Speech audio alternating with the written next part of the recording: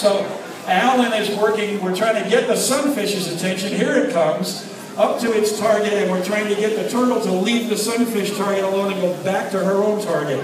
We can program what we're going to do, but we can't program what the animals are going to do. They're going to do whatever they want. But now you'll see Alan reaching down in. You may see his hand, or you may see just a clamp that he's using to put food right into the mouth of that sunfish.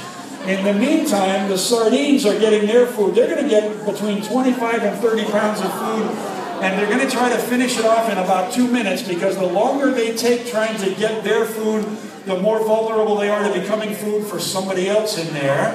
And you saw one of those dolphin fish take a little shot. Now, that was only a half-hearted attempt. They can try harder than that. We feed the dolphin fish and the tunas pretty well, so most of the time they're not willing to work hard enough to catch a sardine that's healthy. But they're willing to try to find somebody that's not paying attention. So there's one lesson for you. Pay attention all the time. You never know who's coming up behind you. And that's what happens when you're that small and you fit in all those other big mouths. You always need to be paying attention.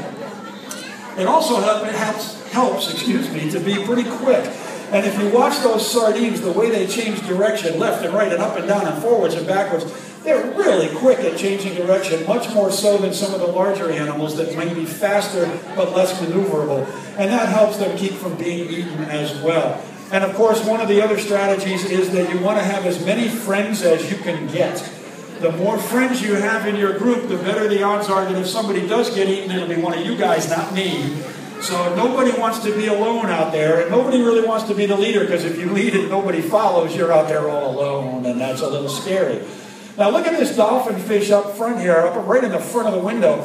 These fish have been silver most of the time, and suddenly this one has turned into gold. Here comes one that's turned blue with a golden tail on it. That's not our lights doing that. That is the dolphin fish changing colors. And one of the reasons that there we got one sardine that didn't go down when everybody else did. Did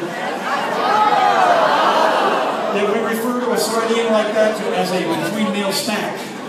And, there's a couple of them up there. They're trying to get away, but they're in a lot of trouble out there.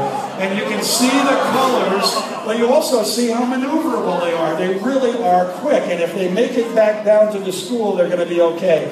If not, then we're going to be down a couple.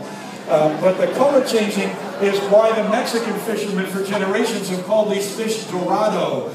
You remember the story of the city of El Dorado, the city of gold? Well, this is the fish dorado, the bright golden fish. And whenever they get excited, they get to see those colors, and that's what feeding does for them. And also, when you catch them on a fish hook, they get pretty excited trying to get off. And that's